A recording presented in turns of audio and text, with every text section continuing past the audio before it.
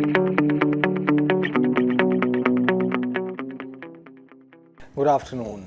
Welcome to the Analyst. Today we'll be taking up 9 newspaper articles from the Hindu and the Indian Express and discussing them. The handout for the same will be available in the description of this video for your kind perusal. Please have a look at that. The first article that we'll be taking up is related to United Nations reforms as Pakistan tries to use UN as a platform to unduly criticize India. The second article is related to data protection law as Niti Aayog had highlighted the concern that the data protection law could weaken the RTI. Additionally, we'll be taking up 7 articles in the simplified. Now, the first article is related to United Nations reforms. The context behind it is that Pakistan tries to use United Nations as a platform to unduly criticize India. Also, there have been calls to reform the United Nations Security Council, and various countries have come out in support of a permanent membership for India in the United Nations Security Council. So, we'll be discussing the UN reforms holistically, the challenges that United Nations faces as well as some of its achievements. This is important in GS2 under the topic Important International Institutions, Agencies and Fora, their structure and mandate. Before coming on to the United Nations reforms, let's look at some basics regarding the United Nations. United Nations as an organization was founded in 1945 at San Francisco, California, USA. The key documents which drive the United Nations are the United Nations Charter, the UN Charter, which is like the code of conduct for the member states of the United Nations to follow, the UDHR, Universal Declaration of Human Rights, the Convention on Rights of Child, and the Statute of the ICJ, the International Court of Justice. Currently, there are 193 member states of the United Nations. Now, there are 6 main bodies of the United Nations which include the UNGA, the United Nations General Assembly, the United Nations Security Council, the United Nations Economic and Social Council, that is the ECOSOC, the UN Trusteeship Council, the International Court of Justice, and the UN Secretariat. One of the chief organizations is United Nations Security Council, which remains in news often. It consists of 15 members. 5 members out of these 15 are permanent members known as the P5, which include China, USA, France, UK and Russia. Additionally, there are 10 non-permanent members also. They are elected by the General Assembly, United Nations General Assembly for 2-year terms. Now, each member in the UNSC has 1 vote, and the presidency of the United Nations Security Council is rotated turn by turn every month. The primary responsibility of UNSC is to maintain international peace and security. Now, coming on to the issues that United Nations faces. UN as an organization is important to ensure international law, collective peace and security, to restrain the ambitions of sovereign nations so that harmony is maintained, peace is maintained, and respect for international law can be fostered. But there are certain issues that it faces. For example, while adapting to the 21st century challenges, United Nations has not been up to the mark. For example, there are rogue states which it has to deal with, like North Korea, which keeps on conducting nuclear tests, launches nuclear missiles, tests them, etc. And there are pandemics which UN has to tackle. For example, COVID-19 pandemic, and the tackling of the pandemic by the United Nations was criticized. And there is an asymmetric power. The balance of power has been asymmetric with respect to the non-state actors. For example, the terrorist, extremist group, organizations, etc. Now, coming on to the challenges that each organ of the United Nations faces, let's discuss a few of them also. The United Nations General Assembly is termed to be over-representative, as all the members of the United Nations General Assembly have a say, and therefore it serves like a propaganda arena. Like what Pakistan does, it uses it as a platform, as an arena to criticize India, which India does not deserve. And likewise, the small member nations, they act like the stooges of the big powers. They act like the mouthpieces of the big powers, and they serve like an propaganda arena. Likewise, the UN Secretariat, it's a huge organization. It has a sprawling organization, huge staff, but it is plagued with inefficiency. Also, there is domination of the West. Likewise, the Bretton Woods institutions are also criticized, the World Bank, IMF, etc., because of the dominating voice of the West and the lack of equitable representation, the lack of say which should be there for all the member states. When we come to the United Nations Security Council, it is often criticized because of its restricted membership. Only 5 members are permanent and they have the say because they wield a virtual veto power. And if any one of the UNSC nations disagrees with any decision, he can veto it and the decision will not be implemented. Plus, there are the demands for transparency that the decisions of the United Nations Security Council, they should be taken openly. The meetings should not be beyond closed doors. There are demands for inclusion also. The G4 countries, including India, Brazil, Germany, Japan, they demand for the inclusion of more members, the 4 members, as permanent members. Although they are willing to forego the veto powers, but still there are counterclaims by other countries also. We'll discuss about them. Then when we talk about the ECOSOC, the United Nations Economic and Social Council, it has grown too big. Again, it has a huge staff, but there are overlapping mandates also from within the agencies of ECOSOC. Plus, there are some past inefficiencies that the United Nations has to deal with. For example, there have been invasions by various countries into other countries despite the existence of the United Nations, like the NATO intervention in Libya, the activities of certain rogue states like North Korea, and for the elimination of terrorism, still the Comprehensive Convention on Terrorism CCIT has not been signed or implemented, and the global disarmament. The disarmament with respect to the nuclear weapons, it remains a distant goal and still it is in the control of a few nations. Now let's focus specifically on the United Nations Security Council also. There are certain reform plans regarding the UNSC. For example, there is a proposal of the G4, the group of 4, including Brazil, Germany, Japan, and India.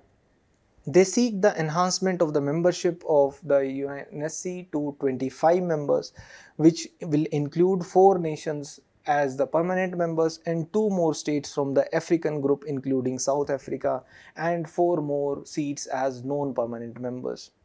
But there is a counter proposal from the side of the Coffee Club.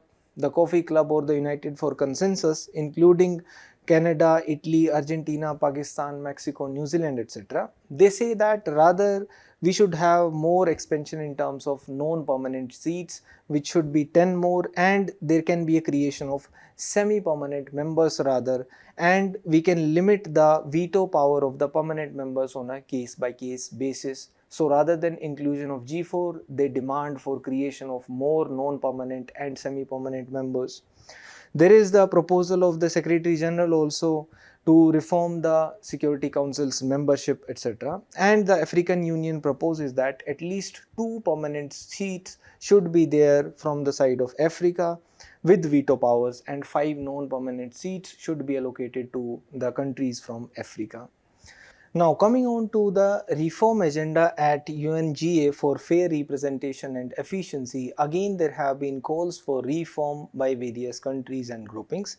For example, Turkey says that there should be a strengthening of the UNGA, the United Nations General Assembly, and a UNSC should not have the veto power and it should also be held accountable. Likewise has been the statement from the President of Turkey. And when we talk about the Unity for Consensus group, it says that there should be an increase in the number of member states in UNSC to 26.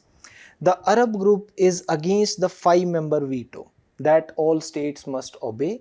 The Arab group says that permanent membership in council should be granted to Arab countries also in case of expansion. There is an L69 group also which says that the permanent membership status should be there for all the regions, and there should be an increase in the number of member states, permanent membership for Africa, Asia, Latin America, Caribbean, Western Europe and other states group.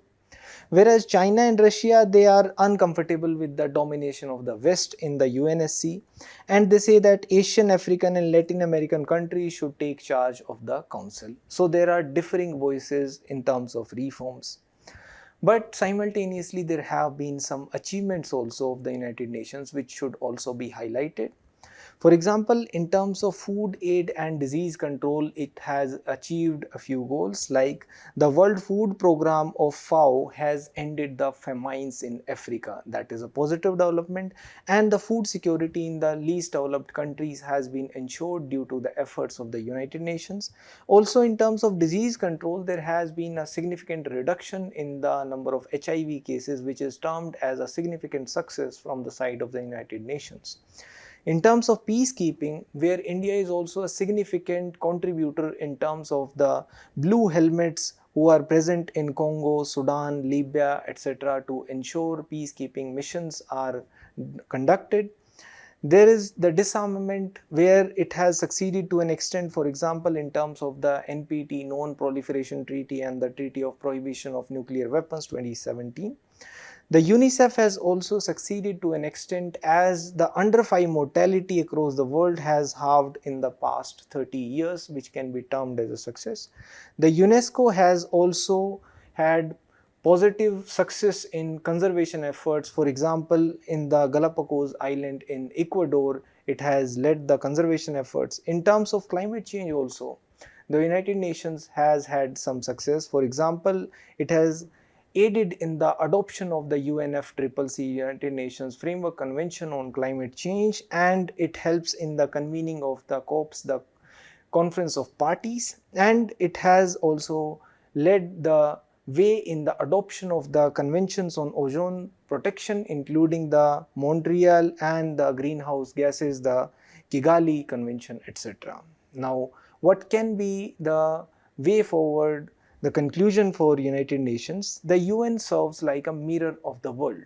We should not judge whether we should keep on investing in UN based upon whether it has failed or it has succeeded. Rather, we should observe whether it has succeeded enough to be worth investing in. And therefore, it will serve like a linchpin of the global governance system, and it will be in line with the aspirations of the developing countries, because they have a say through such a platform. For example, India also utilizes United Nations as a platform to have a say across the world and to shape the global order. There is a mains practice question also. Discuss the major issues facing the United Nations today and analyze the proposed reforms for the United Nations Security Council. Please try to write it. Now, the next article is related to data protection law. The context behind it is that Niti Aayog had highlighted that the proposed amendment in the data protection law could weaken the RTI, because there was a proposal to amend the data protection law that the personal data of the public officials should not be disclosed even if it is justified in the larger public interest. So in this context, we will discuss the data protection law as a whole, the provisions of it, the issues surrounding it. This is important in GS2 under the topic governance. Before coming on to the data protection law, let's understand a few basics. Why data matters? What is the significance of data? Any online post that you make, a Facebook post, a social media post, or any online click that you do, it generates data, because it tells about your preferences, your online behavior, or it gives away your personal data, including your identification details, financial details, bank details, etc. And the data so generated, it is prone to misuse. How it can be misused? It can be misused as it may be used by companies to sell you ads, as profiling of individuals is done by collecting data, by studying or even altering citizens' behavior, which might ultimately affect your right to privacy. and it might even lead to anti-competitive practices, as the companies having such data, they will be able to alter your behavior or study the patterns of consumer behavior also, and it might even affect the national security as well. For example, as was observed in case of data breach of Cowin, which was done through a Telegram bot. Likewise, Meta has also been fined recently by the European Union privacy regulators because it did not store the data of the EU citizens in EU, rather it had transported it to USA. Now, who handles this data and how? Data usually is stored like in a physical space, and it is transported through underwater cables, long cables, and there are entities whose responsibility needs to be delineated. For example, there are data fiduciaries, there are data processors. Data fiduciaries are those who are collecting that data or handling that data, whereas the data processors are processing that data. For example, Cambridge Analytica was a data processor, whereas it was the Facebook who was the data fiduciary, but the Facebook was also held responsible for it. Therefore, the entities have to be delineated to define their responsibilities regarding the data handling and processing. This data flows, they determine the access, the profits, the taxes which can be imposed upon them, and the owner of the data. Therefore, the entities have to be defined. Now, there is another argument that the data should be locally stored. The data of the citizens of a country, it should be stored within that country, and such has been the demand in India also, asking for data localization. Now, there are certain arguments in favor of data localization. For example, if the data is stored locally, that is, it is not stored offshore, then it will be easier for the law enforcement agencies to investigate, to enforce law, and therefore they will not have to seek data from the companies who are storing it abroad. Likewise, what is the current scenario? The data is shared through the treaties between the countries, for example, the mutual legal assistance treaties, and this process becomes cumbersome. And in case the data is stored locally, then it will be easy for the law enforcement agencies to get that data. Plus, if the data is stored on foreign shores, it is suspect to foreign attacks, even surveillance by the foreign nations, and it will affect the data sovereignty, because data is the new oil, as it can generate revenue also. Plus, it will be easier for the government to tax the internet giants. If the data is being stored locally, then the government will be able to tax the MNCs easily. And it will be promoting the domestic born technology companies, as various domestic companies have been asking for storage of data locally, for example, Paytm, etc. And it will be easier for the government to ensure compliance if the data is stored locally by the internet giants. But there are certain arguments against the data localization also. For example, it will be cost intensive.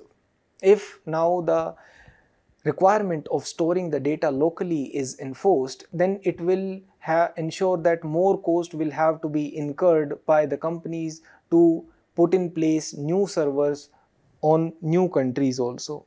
And there might be a possible misuse by the state as well. What if the state itself starts misusing the data and turns into an authoritarian state, as it will have access to all the preferences of the citizens? And the USA has criticized that the data localization norms, they will be trade distortive in nature, and they will discourage the investments. In the long run, it might have a domino effect also, as the free trade agreements in future, there might be lesser cooperation in terms of trade in goods and services also, if the data is forced to be stored locally. Also, the definition of data misuse is not coherent, and it is not universally accepted as of now, as there are different scales from profiling to national security concerns, etc., which are included under the definition of data misuse. Now, what is the situation globally? In the European Union, there is the General Data Protection Regulations, GDPR. In EU, the right to privacy, it is termed as a fundamental right, and your data is treated as your personal data, and it is part of the individual's dignity. and the individual has the absolute right over that data. He is the owner of that data, and the norms are stringent in nature. Whereas in the USA, the focus is rather upon the protection of the liberty. It is considered that the individual's personal space has to be respected. The individual has liberty in his personal space, although there are no comprehensive set of privacy rights or principles codified in USA, but the data protection is regulated through limited sector specific regulations which are put in place. What is the case in India? In 2018, the first draft was presented by the Justice B.N. Sri Krishna Committee for the Data Protection Bill. In 2019, the final bill was presented in the Parliament, and in 2021, the Joint Parliamentary Committee also made some recommendations and submitted its report.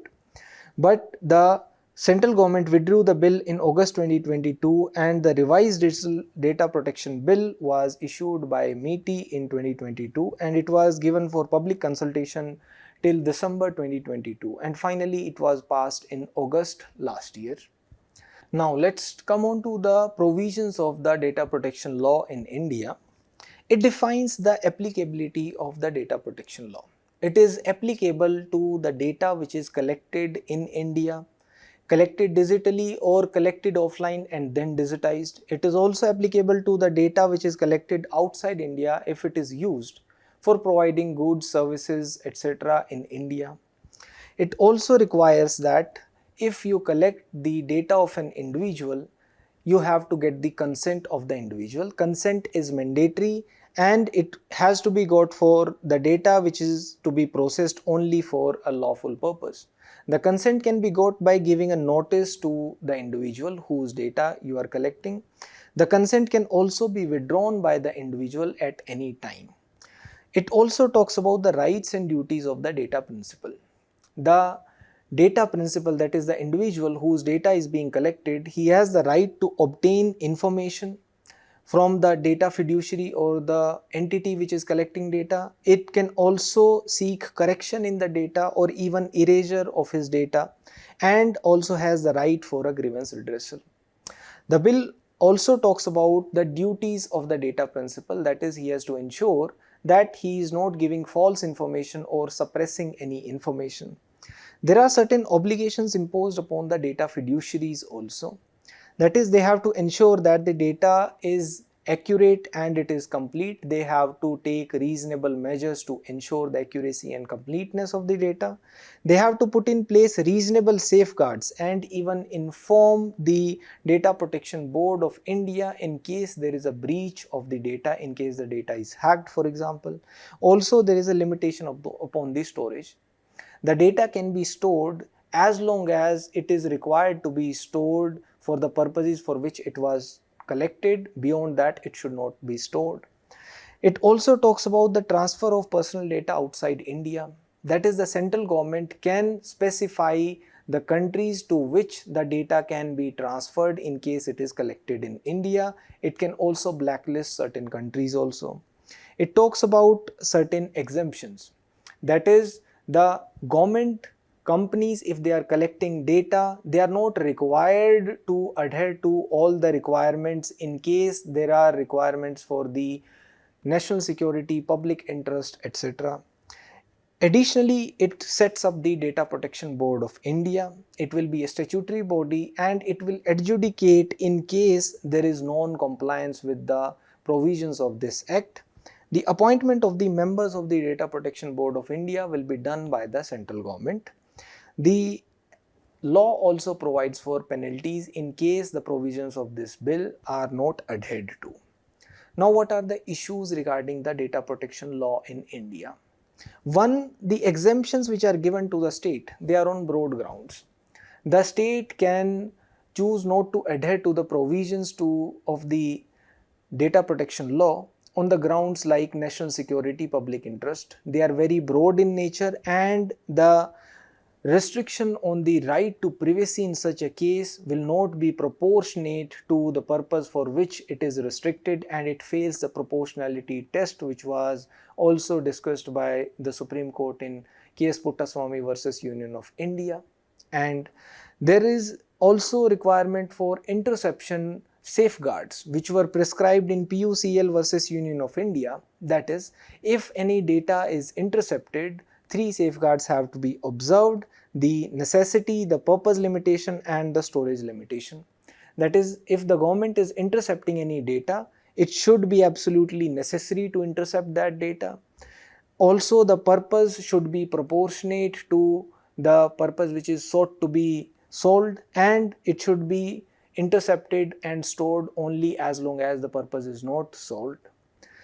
Also, the law provides for differential treatment to private entities, and the government entities, they are not required to even delete the data after that purpose has been solved. There is no storage limitation, whereas the private entities are treated differently. They are required to delete the data also. When we compare with the data protection safeguards in other countries, in UK also they have similar grounds based upon which exemptions are given to the state, like national security, public interest, but there are additional safeguards. For example, if the data is collected by the state or intercepted by the state, then prior approval is required from a judicial commissioner. Likewise, the law provides for the establishment of a data protection board. This data protection board, although it is statutory, but the appointments are done by the central government. Therefore, there are questions regarding the independence in functioning of the Data Protection Board of India. The law does not provide for any right to be forgotten.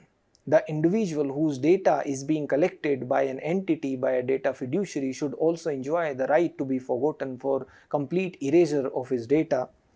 Also, the law provides for a verifiable consent. This will require the confirmation of age also, which might breach the right to privacy, and it will have implications for anonymity.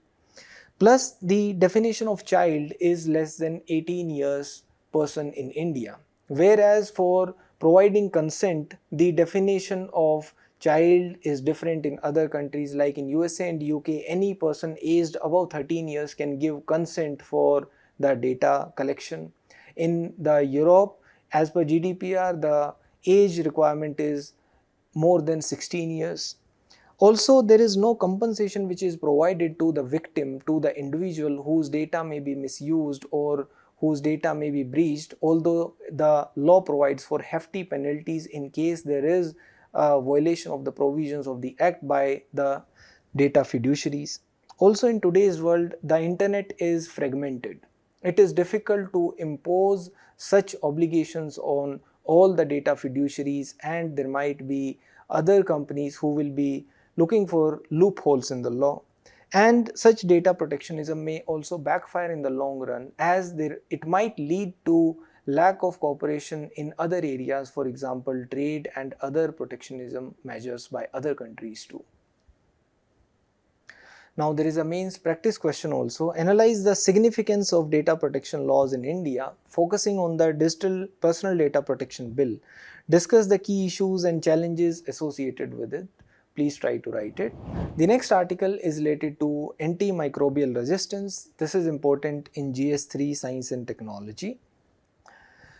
Before talking about the article, let's discuss a few basics. How does the antimicrobial resistance spread? If the antibiotics are used indiscriminately, inappropriately, then the bacteria for which that antibiotic is targeting will develop resistance, and the antimicrobials become less effective in turn, and the diseases will be spreading more easily in future. Now, how does the antibiotic resistance spread? Chiefly, we can say it spreads through the animals or through hospitals. Let's discuss how. The animals get antibiotics and develop resistant bacteria in their systems. Now, the drug resistant bacteria can remain on the meat, and when it is not handled or cooked properly, the bacteria can directly spread to humans. Another way can be through their feces and vegetables, etc. The fertilizers or water containing animal feces and drug resistant bacteria will be used on the food crops as organic manure. The drug resistant bacteria in the animal feces can remain on crops and be eaten. These bacteria can remain in the human digestive system also. Another way can be through individuals. like a person may get antibiotics and develop resistant bacteria in his system, and if he is staying in a community, the antimicrobial resistance spreads through that resistant bacteria in the system. Or if the person visits a hospital or any care facility, the resistant germs, they spread directly to other patients or indirectly on unclean hands of the healthcare providers. The resistant bacteria then spreads to other patients from surfaces within the healthcare facility, and then it spreads in the community also.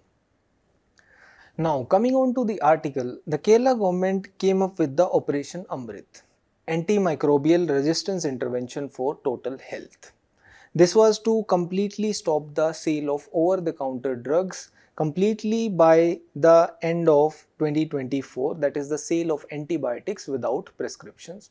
This led to a positive result. The sale of antibiotics in Kerala over the counter in hospitals etc. dropped by about 1000 crore worth of drugs in last year across the hospitals and medical stores.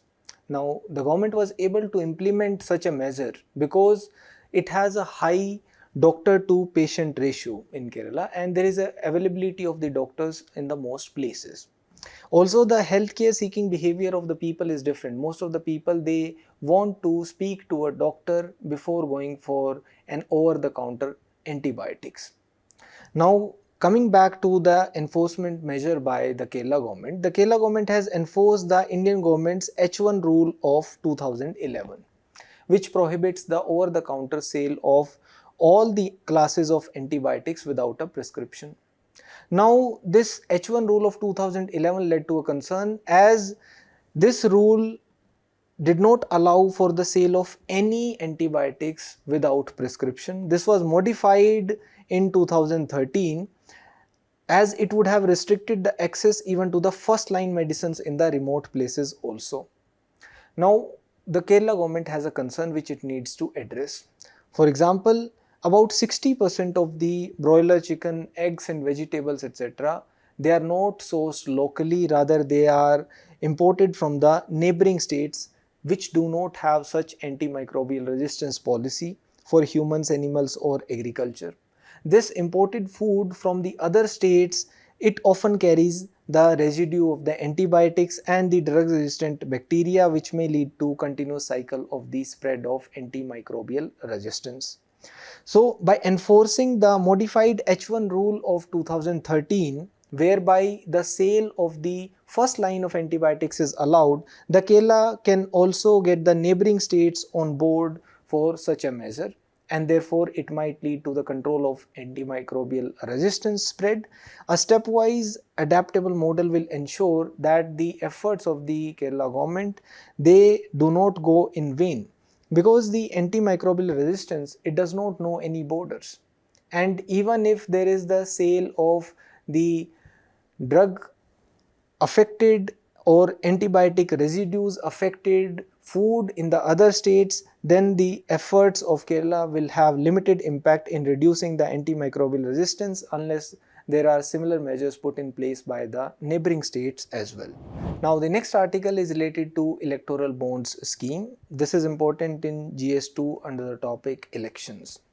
Before coming on to the article, let's discuss what are electoral bonds first. The electoral bonds are a way to donate to the political parties.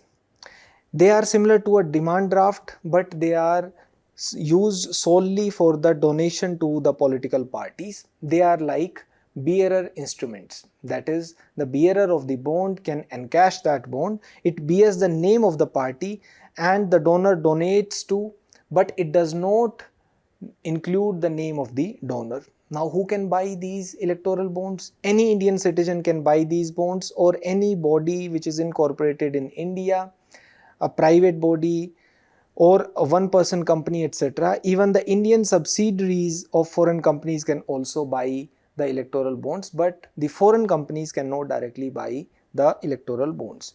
Who can receive these electoral bonds? Any political party with more than 1% votes in the previous Lok Sabha elections or the state assembly elections are eligible to receive donations through the electoral bonds. And There should be one SBI account which must be specified by the political party to receive the electoral bonds, and the election commission must also be notified. Now, when can these electoral bonds be purchased? They can be purchased in a 10-day period in the beginning of each quarter, that is from the 1st to 10th of the months of January, April, July and October. Where can these be purchased? It can be purchased at the authorized State Bank of India branches. The account holders and non-holders of SBI can also purchase bonds on supplying their details. Now, how are they available? They are issued in multiples of rupees 1000 up to 1 crore. They are purchasable at the SBI branches through checks or digital payments and not through cash. The buyers purchase the bonds, they will bear only the party name, not their own name. Now, why did the government come up with this scheme? What are the advantages of this? The government said that it is intended to make the funding of the political parties cleaner, because the government banned the donations in cash. Earlier, the donations in cash could be done up to 20,000 rupees. Now they can be done only up to 2,000 rupees. Therefore, the argument given was to curb the black money use in the financing of the political parties or in the electoral funding. Plus, they are more traceable than the anonymous cash donations which may be derived from black money, and the anonymity of the donor is protected, as they are protected from openly being seen as associated with a political party as they donated to a particular political party. But there are certain concerns. For example, the identity of the donor is still known to the party which is receiving the electoral bonds. The party knows from where the money came. It is also known to the bank which issues the electoral bonds, and potentially even the ruling party and the RBI. The wealthy corporates and individuals, they can make significant donations anonymously, and they can go for lobbying in the government, and the corporates, they can push for policies which are favorable to them, favorable to their businesses. The electoral bonds, they have actually increased the anonymity and decreased the transparency in political funding. These were the allegations. In these contexts only, the Supreme Court also observed that the electoral bond scheme is unconstitutional, as it said that the electoral bonds, they violate the right to information. How? The voters, they deserve to know from where the political parties are getting their funds, to be able to make an informed decision regarding their voting. And it even violates the right to freedom of speech and expression under Article 19 subclause 1 subclause A, because the freedom of expression through voting, it will be exercised effectively only if the voters know about the financing details of the political parties also, only if there is transparency in electoral funding, and there is a legitimate possibility of a quid pro quo. That is, the large corporations, they can go for a quid pro quo, that is, they can make huge donations to the government, in turn get for favors from the government in terms of policies which are favoring them. Likewise, the Supreme Court said that the RTI restriction can be based only as per Article 19 subclause 2, which provides for the reasonable restrictions under against the Article 19 subclause 1 subclause A, and this restriction on the basis of curbing of black money in the electoral financing, the rationale which was given by the government, it fails the proportionality test. The proportionality test was observed by the Supreme Court in Puttaswamy versus Union of India, that is, a fundamental right can be restricted only if the restriction imposed, it is proportionate to the objective which is sought to be achieved, and in this case, for the so-called curbing of the black money in the electoral financing is not sufficient to ensure that a restriction may be justified upon the right to information of the voters.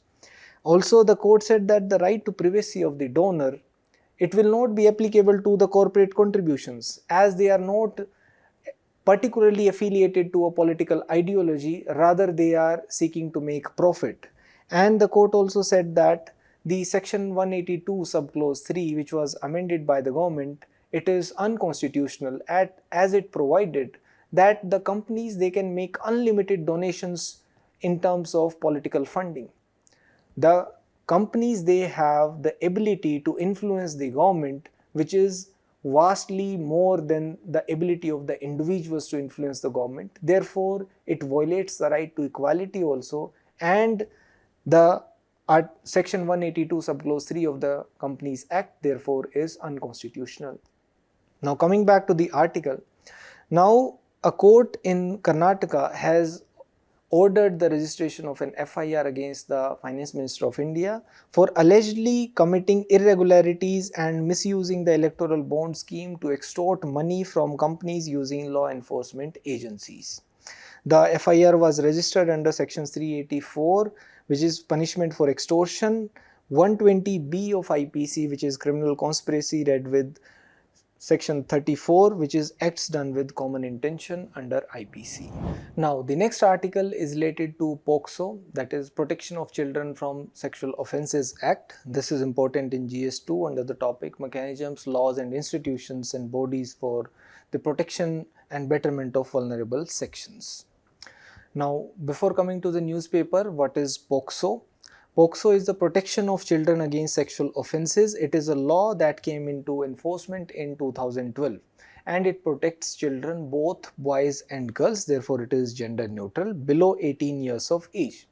Protects from sexual offences that cover a range of sexual activities including sexual assault, sexual harassment, pornography, penetrative and non-penetrative offences. Also, there are extra punishment, severe punishment if the protectors are the perpetrators. That is, if the crime is committed by a person who is known or who is in a position of authority with respect to the child, and the citizens who know about such offences, it is mandatory for them to report any case of sexual abuse to the nearest police station, and there are child-friendly procedures put in place to reduce the trauma of the victims, etc. Now coming to the newspaper, the court was deciding whether the viewing, downloading or the storing of such content is also an offence. The court said yes. The criminal liability is not limited to creating, uploading or transmitting the material. The criminal liability also extends to downloading or viewing child pornography also. Regarding this, there are two provisions under the IT Act. Section 67B of the IT Act, introduced in 2009, provides for a jail term of up to 5 years for the first offence and 10 years for a subsequent offence if it involves publishing or transmitting material depicting children in sexual acts in electronic form. Section 15 subclause 1 provides for a 3-year jail term for those who are storing child pornographic material for commercial purposes. This case was first in front of the High Court. The High Court had ruled that mere possession or storage of pornographic material will not constitute an offence under POCSO.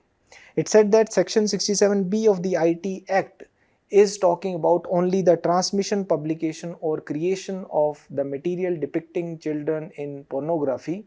It is not for viewing or downloading. The Supreme Court disagreed with the interpretation of the High Court. It said that the section 15 of POCSO had been amended in 2019 to penalize various acts which are related to the child sexual abuse material. There are three main provisions in it. Section 15 subclause 1 penalizes a person for the failure to delete, destroy or report any child pornographic material which is found to be stored or in possession of any person. 15 subclause 2 makes it an offence to transmit, propagate, display or distribute child pornography. And 15 subclause 3 punishes the storage or possession also when done for commercial purposes. Therefore, not only distribution, not only creation, but also the viewing or downloading of child pornography will also be treated as an offence. Even the possession, the term was treated to be constructive possession by the Supreme Court, and it observed that possession was included in addition to storage in 2019, and it will be treated as an inchoate offence, that is a criminal act which is done in preparation for a further offence. The court also said that the concept of possession goes beyond physical control to situations where the individual has power to control, the intention to control the incriminating material. The court also gave a suggestion that rather than using the term child pornography, it trivializes the element of exploitation. The court said that we can use the term child sexual, exploitative and abuse material instead of child pornography. This POCSO legislation is quite comprehensive in nature. How? Because in case of the POCSO cases, the burden of proof lies on the accused. Usually in the Indian criminal justice system, the burden of proof lies on the prosecution if there is an accused. But in case of POCSO, the burden of proof lies on the accused. He has to prove that he is not guilty, he did not commit the crime. It is gender neutral in nature, and it provides for a comprehensive spectrum of criminal sexual offences. Not only the sexual assault or penetrative assault, it also provides for child pornography, non-penetrative sexual offences, etc. also. And it accounts for the power dynamics between the child and the perpetrator. If the perpetrator, the accused, is known to the child or is in a position of authority with respect to the child, then the punishment prescribed is even more. And the POCSO legislation provides for child-friendly measures. For example, the child should be accompanied by a parent or guardian. He should not be brought in presence of the accused so that he is not feeling threatened, and the environment provided is friendly. And child protection is treated as a collective responsibility, as it is the responsibility of all the citizens to ensure that they report. It is mandatory to report the child sexual offences if they know about it. The next article is related to the Lothal dockyard. This is important in GS1 under the topic Ancient India. The researchers from IIT Gandhinagar have uncovered fresh evidence that supports the existence of a dock in the Lothal. Earlier it was disputed, and the Lothal site was first discovered in 1954. There are some good lines in the article which can be used in the essay. That is, national identity is forged at the altar of history, a shared past acting as the glue that makes a people. This is why the discovery of the Indus Valley civilization in 1924, which pushed back the history of India by more than 1000 years, was a seminal moment for the nation. The sophistication of sites like Mohenjo-daro and Harappa was a matter of pride for Indians, long seen as backward by colonial masters. These are some good lines which you can use in essay. Now coming back to Lothal, Lothal is among the southernmost Harappan sites. It lies southwest of Ahmedabad and at the head of the Gulf of Khambat. This term Lothal in Gujarati, it means the place of dead, because it was known to some villagers even before the official discovery of the site, who knew of the existence of an ancient settlement and the remains of the people who died there. The Lothal excavations, they were led by S.R. Rao. He is one of the finest Indian archaeologists, and it is the largest structure of baked bricks ever constructed by the Hadappans. That is the one laid bare at Lothal, and it used to serve as a dock for berthing ships and handling cargo. Today, Sabarmati flows into the Gulf of Khambat about 20 km from Lothal. But now satellite imagery used by IIT Gandhinagar researchers has unveiled the old channels of river Sabarmati, which has changed its course. Earlier it used to flow right next to Lothal. The river gradually shifted its course, leaving the ruins of Lothal's dockyard with a seemingly odd orientation. And through the Sabarmati, the boats could have sailed as far as Dholavira.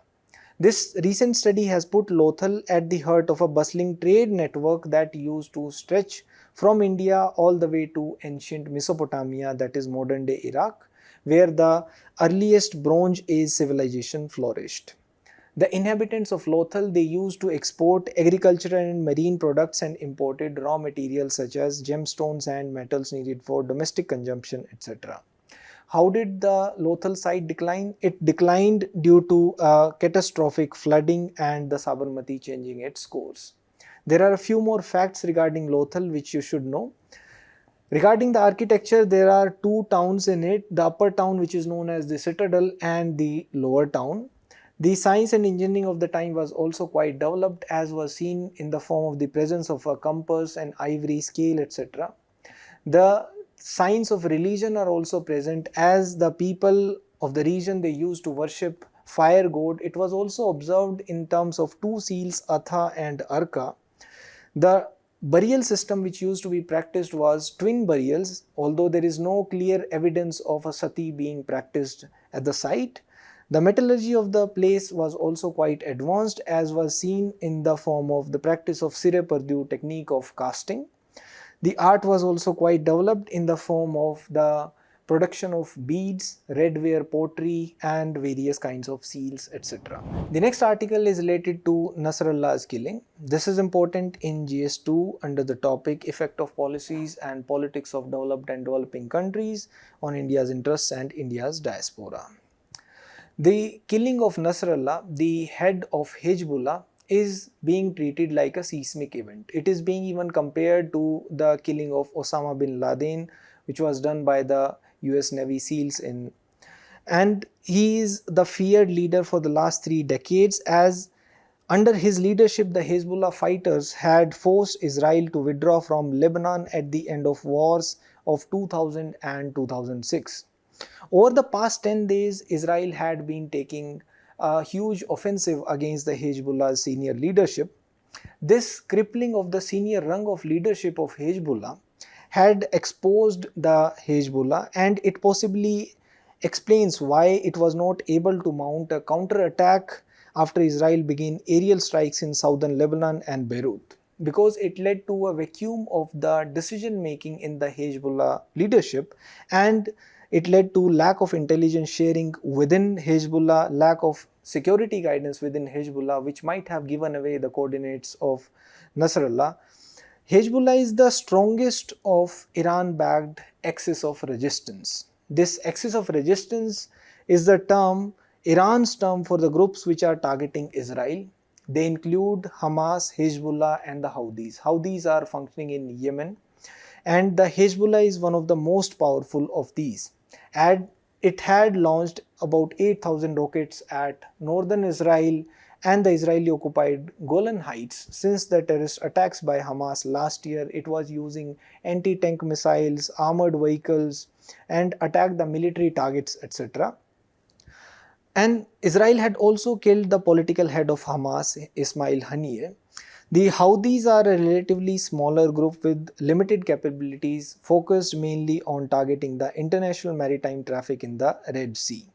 Now, what will be the future of Hezbollah? It mainly depends upon the plans of Iran, what plans Iran has regarding this group.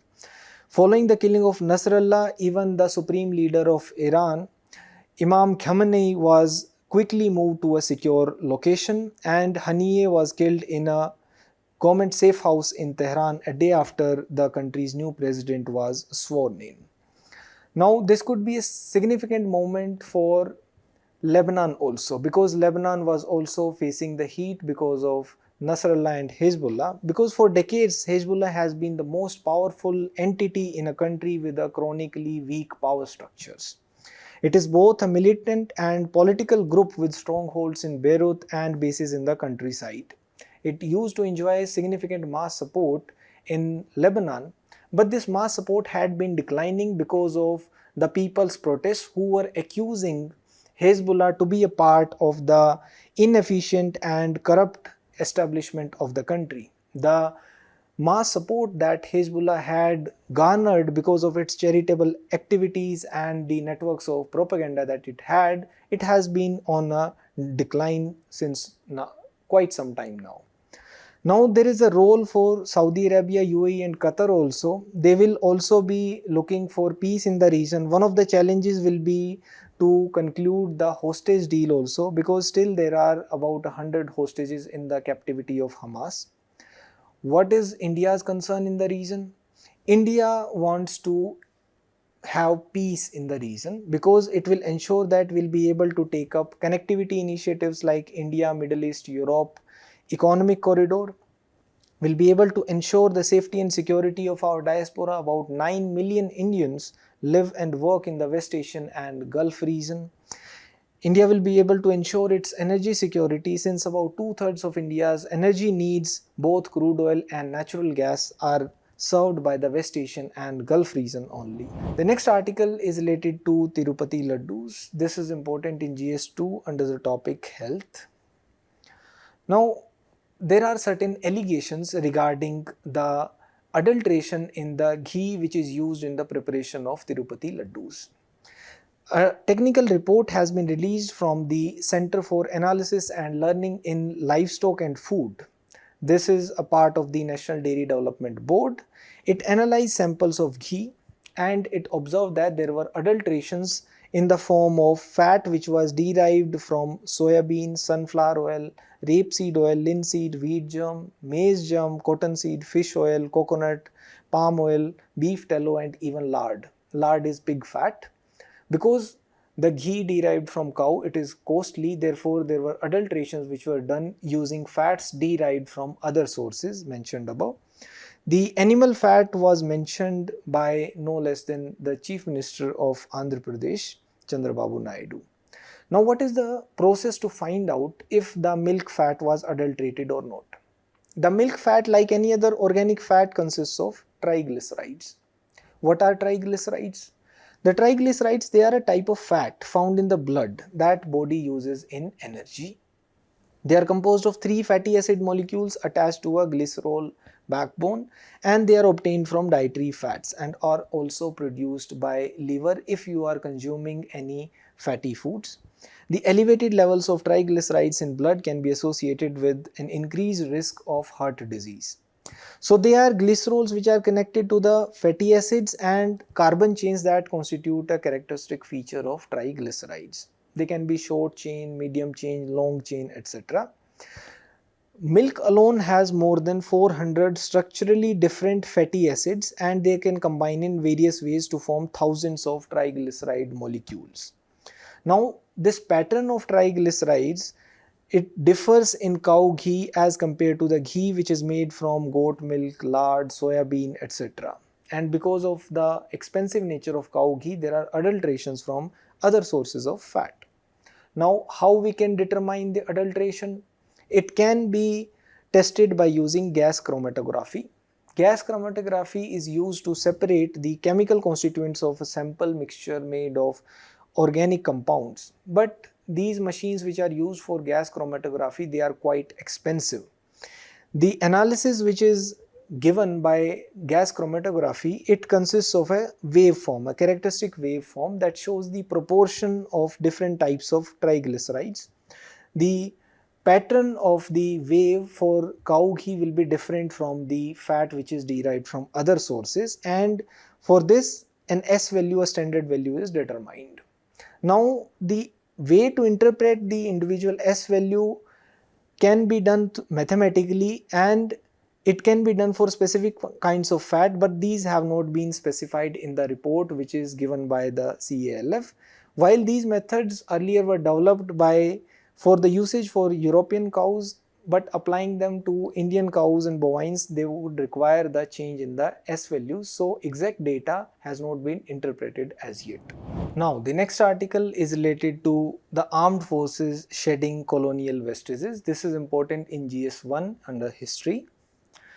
There have been the proposals from armed forces to introduce mid-career courses for officers comprising the studies of Indian generals, maritime strategists and the Indian kings, and even a proposal to draft a Tri-Services Act which will replace the 3 individual service acts, also the reduction of the number of Scottish origin pipe bands in the army.